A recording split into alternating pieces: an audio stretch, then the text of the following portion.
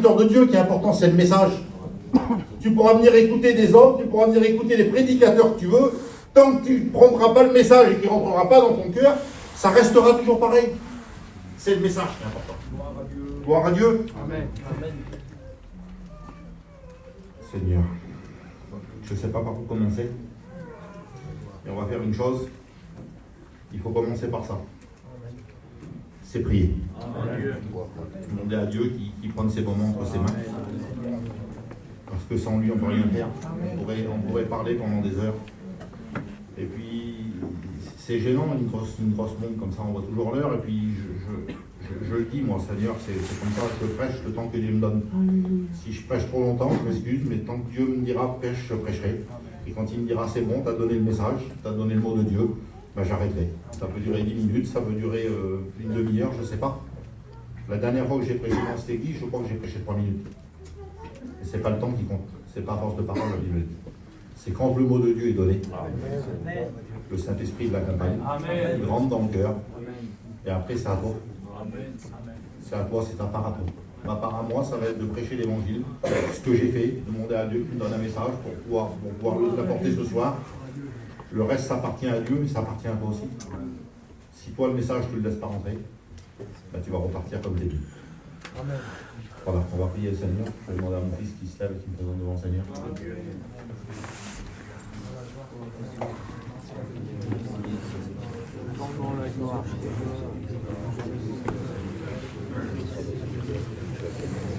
Tu es grand, tu es puissant. Voilà, je fais une lecture, elle est un petit peu longue. Je me suis chronométré en la lisant, je peux mettre à peu près 2 minutes. Peut-être un petit peu plus longtemps quand il y a du monde. Ça se trouve dans le livre au deuxième livre de Rois, chapitre 5, et au verset 1er. La Bible dit ça. Naaman, chef de l'armée du roi de Syrie, avait la faveur de son maître et d'une grande considération, car c'était par lui que l'Éternel avait délivré les Syriens, mais cet homme fort et vaillant était lépreux. Or, les Syriens étaient sortis par troupes, et ils avaient emmené captive une petite fille du pays d'Israël, qui était au service de la femme de Naaman, et a dit à sa maîtresse, aussi mon Seigneur était auprès du prophète qui est en Samarie, le prophète le guérirait de sa lèpre. Naaman alla dire à son maître, la jeune fille du pays d'Israël a parlé de telle et telle manière, et le roi de Syrie dit, va, rends-toi en Samarie, et j'enverrai une lettre au roi d'Israël. Il partit, prenant avec lui 10 talents d'argent, 6000 cycles d'or, 10 vêtements de rechange, et il porta au roi d'Israël la lettre qui était dit, maintenant, quand cette lettre te sera parvenue, tu sauras que je t'envoie Naaman, mon serviteur, afin que tu le guérisses de sa lèpre. Après avoir lu la lettre, le roi d'Israël déchira ses vêtements et dit, suis-je un Dieu pour faire mourir ou pour faire vivre, qu'il s'adresse à moi afin que je guérisse un homme de sa lèpre? Sachez donc et comprenez qu'il cherche une occasion de dispute avec moi. Lorsqu'Élisée, l'homme de Dieu, apprit que le roi d'Israël avait déchiré ses vêtements, il envoya dire au roi, pourquoi tu déchirais tes vêtements? Laisse-le venir à moi, et il saura qu'il y a un prophète en Israël. Naaman vint avec ses chevaux, avec son char, il s'arrêta à la porte de la maison d'Élisée. Élisée lui fit dire par un messager, va, lave-toi 7 fois dans le Jourdain, et ta chair redeviendra saine, et tu seras pur. Naaman fut irrité, il s'en alla, en disant, voici, je me disais, il sortira vers moi, il présentera lui-même, il invoquera le nom de l'Éternel, son Dieu, il agitera sa main sur la place et guérira le lépreux. Les fleuves de Damas, d'Albama, le Parpar, ne valent-ils pas mieux que toutes ces eaux d'Israël? Ne pourrais-je pas m'y laver et devenir pur? Et il s'en retourna, et il partait avec fureur. Gloire à Dieu. Amen. On connaît cette histoire, et puis le frère me disait ça tout à l'heure. On le dit souvent entre copains qui prêchent l'évangile. Tu nous fais pas du réchauffé, je disais ça l'autre jour en Italie. Oh, tu vas pas nous faire du réchauffé, tu vas pas nous prêcher un message que tu as déjà prêché. Ce message, j'ai déjà prêché, mais je ne le prêche jamais de la même façon. Et puis je disais ça à Joe tout à l'heure. Je prends toujours ça en exemple pour les femmes qui font la cuisine. Moi, je sais faire un petit peu à manger. Quand on fait des pâtes blanches avec un beefsteak, il n'y a pas meilleur. On met plein de râpé dedans, on met du beurre. Les pâtes blanches, il n'y a pas meilleur. Le beefsteak, il n'y a pas meilleur. Mais quand les pâtes blanches, le soir, vous les remettez à table et vous les faites réchauffer, c'est pas terrible. Hein.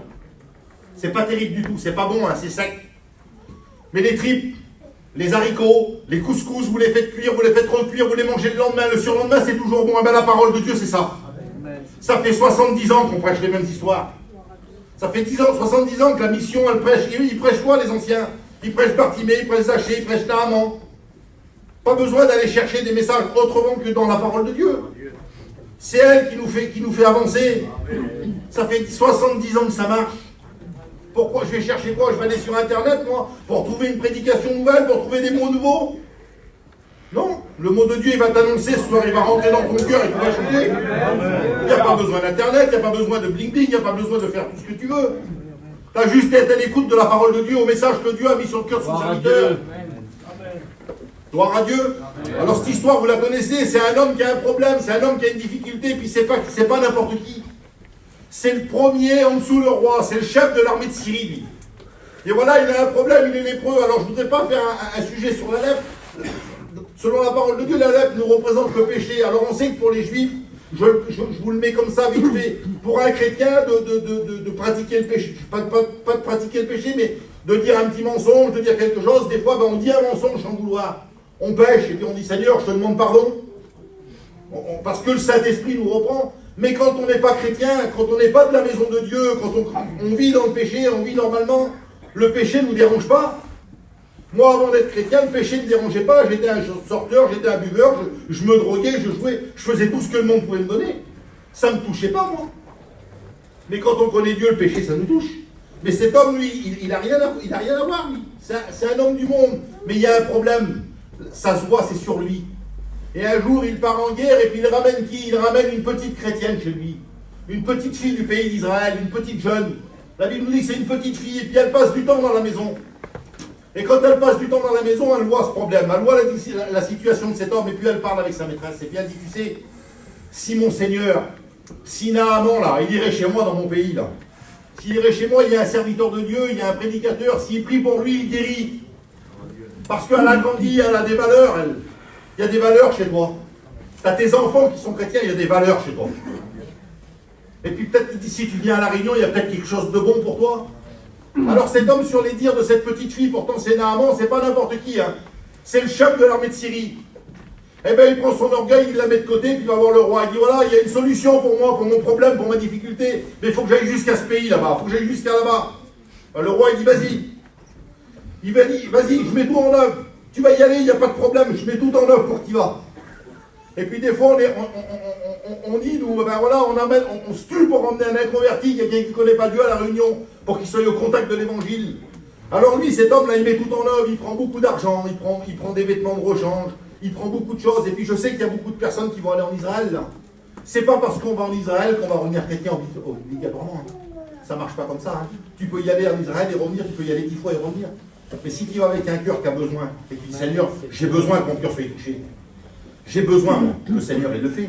Mais si tu vas avec l'orgueil, si tu vas avec quoi que ce soit là, et tu dis je vais certainement revenir comme je suis parti, bah tu vas revenir comme tu es parti. Et puis cet homme-là, il part. Il prend son char, il prend tous ses hommes avec lui, toutes ces personnes avec lui, et puis il fait toute cette route. Et voilà, il se trompe. C'est ce que, dans ma réflexion, c'est ce que je me disais. Il se trompe d'endroit, il se trompe de personne. Il ne va pas au bon endroit. Peut-être que toi, tu as été chercher la solution un petit peu dans n'importe quelle église, tu as peut-être été, je ne sais pas où c'est que tu as été, mais tu te trompes d'endroit. Et puis quand il arrive, cet homme-là, quand il arrive devant la maison du roi, là, il y a un sujet de dispute, il y a un problème, ça ne marche pas. Pourquoi ça ne marche pas? Parce que tu ne vas pas au bon endroit. Parce qu'il y en a qui vont chercher la solution, mais pas au bon endroit. Tu veux être guéri, tu veux être béni, c'est pas dans les boîtes de nuit, c'est pas dans les bars, c'est pas au bord de la mer que tu vas être béni. C'est dans la présence de Dieu. Alors cet homme, il ne comprend pas. Alors qu'est-ce qui se passe? Et puis il y a un homme de Dieu qui écoute. Il y a un homme de Dieu qui le sait. Seigneur, que c'est beau. Que c'est beau les hommes de Dieu. Et puis il va vers le roi, il dit voilà, quand tu vas le revoir, cet homme-là, va lui dire qu'il revienne dans la réunion. Va lui dire qu'il vienne dans ce endroit-là. Va lui dire qu'il y a une solution pour lui. J'ai la solution.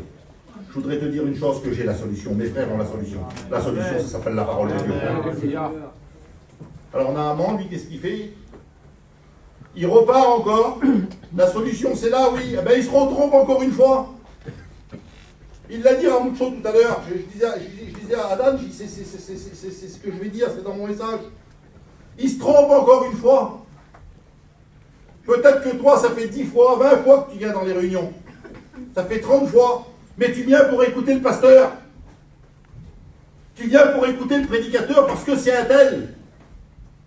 Si c'est un étudiant de première année, tu viens pas. Si c'est un ancien, tu viens. Si c'est lui, ah ben oui, il prêche bien et l'autre, il prêche moins bien. Et puis Ramouchoua dit quelque chose tout à l'heure. Elle est belle la réunion. Moi, je voudrais qu'elle soit bonne la réunion. Amen. Parce que la Bible nous dit ça. Dieu fait toutes choses belles en son temps, mais toutes choses bonnes en son temps. Il y a des choses qui sont belles, mais ils ne sont pas bonnes. Donc. Il y a des choses qui ne sont pas terribles. Hein. Et il y a des choses qui sont bonnes. Pour notre âme. Pas pour notre chair.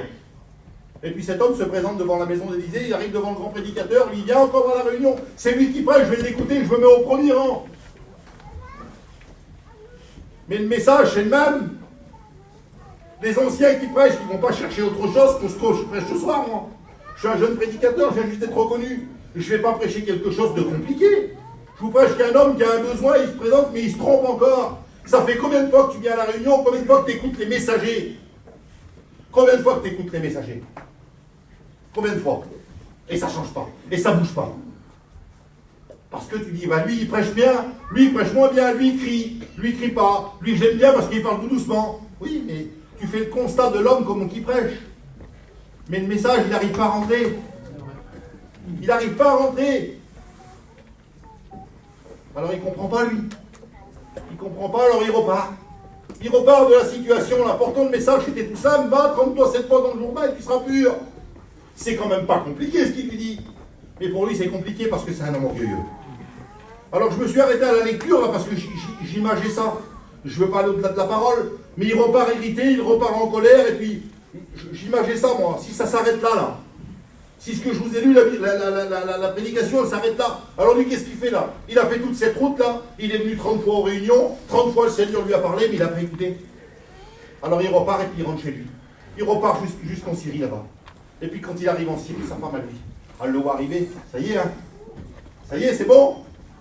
Seigneur, quelle beauté, il revient là-bas, il revient de la réunion, certainement qu'il a été béni. Parce que ta femme, elle prie pour toi, mon copain.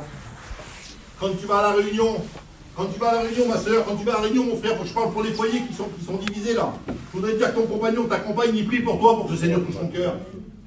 Ben lui, quand il rentre dans sa maison, là, il arrive, il dit, Seigneur, ça y est, c'est bon, hein. C'est bon, il est guéri, là, il a rencontré le Seigneur. Et puis il arrive, et puis elle dit, alors ça y est, qu'est-ce que ça a été? Non. Comment non? Non, il prêche trop fort. Lui, il prêche trop doucement. Lui, ça ne me convient pas. Mais il a prêché sur quoi? Je sais pas. Ah oui, t'écoutes pas. Jésus bénit, Jésus guérit, Jésus sauve. Gloire à On Dieu. prêchera rien d'autre. Et comment ça? Comment ça? Ça fait 10 fois que tu vas aux réunions, 10 fois que c'est toujours pareil alors. Ah oui. Oui, ça ne me convient pas. Pourquoi ça ne te convient pas? Parce qu'il faut lever ma main. C'est dur. Hein. Je le dis souvent, moi, hein, j'avais 20 ans, j'ai pas arrivé à faire ça dans les réunions. 20 ans plus tard, j'ai levé ma main. Et puis Francky dit toujours souvent ça, il faut être un homme pour être un chrétien. Il faut être une femme pour être une chrétienne. Il faut être un homme, il faut prendre une décision. Et puis la conversation se fait, mais alors pourquoi alors? Parce que je suis un amant, parce que moi je suis un tel. Eh ben, je ne lève pas ma main dans une réunion. Je fais pas comme ça, je fais pas comme ça. Quel dommage, Seigneur Jésus, quel dommage que tu viennes encore à la réunion ce soir, tu écoutes le bon message de la parole de Dieu et que tu vas repartir chez toi encore comme ça, avec ton problème, avec ta difficulté. Mais je bénis Dieu parce que la Bible, elle s'arrête pas là. La Bible nous dit que mais cet homme vaillant et fort était lépreux, mais il y a encore un mais. Il y a encore un mais un petit peu plus loin. Quand il repart en colère, il y a encore un mais. Quand il repart tout triste, quand il repart furieux, il y a encore un mais. Il y a des hommes qui sont avec lui. Je voudrais te dire une chose, qu'il y a des serviteurs de Dieu qui sont là. Il y a des étudiants qui sont là. Il y a des jeunes prédicateurs qui sont là. Il y a des futurs étudiants qui sont là. Ils sont là pour dire arrête.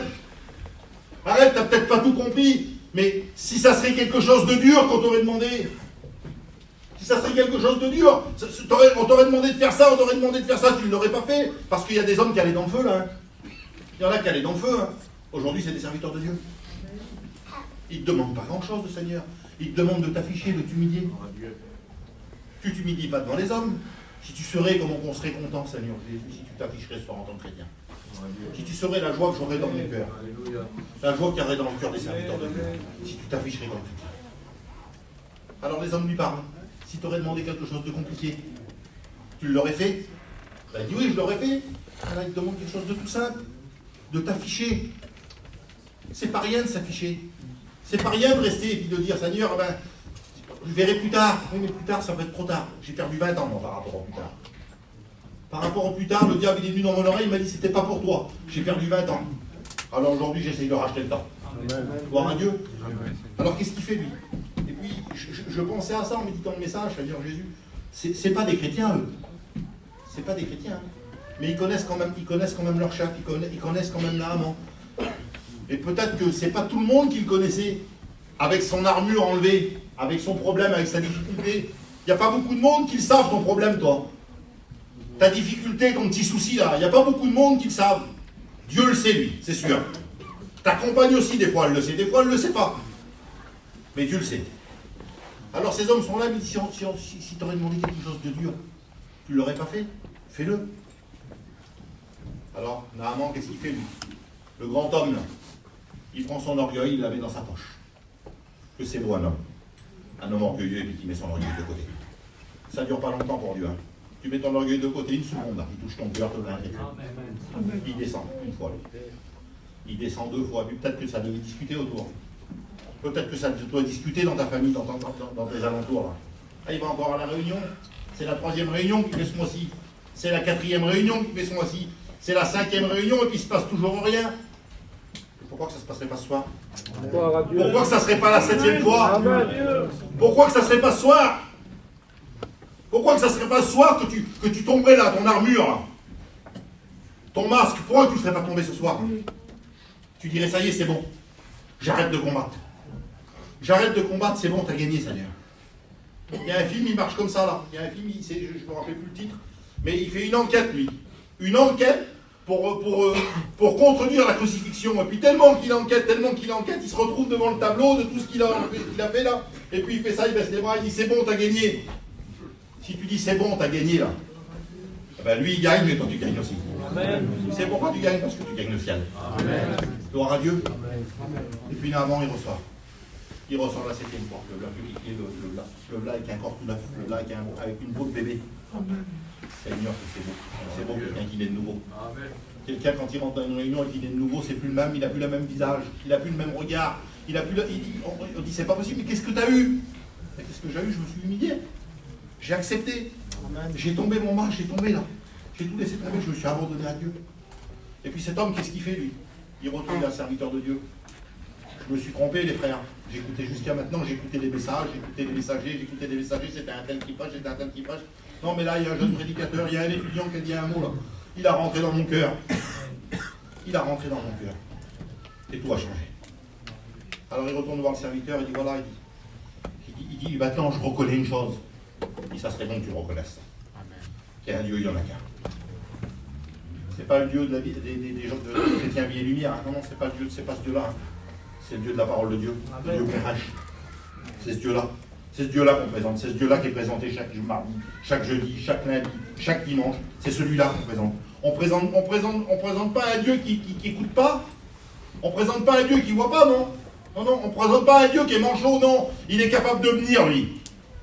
D'écouter ta prière, de voir ton problème et de te sauver de ta misère. Alléluia. Voilà ce qu'on connaît. Alors lui, qu'est-ce qu'il fait? Il repart. Il repart dans son pays. Mais quelle joie! Quelle joie dans son cœur. Imaginez quand il rentre à la maison, là.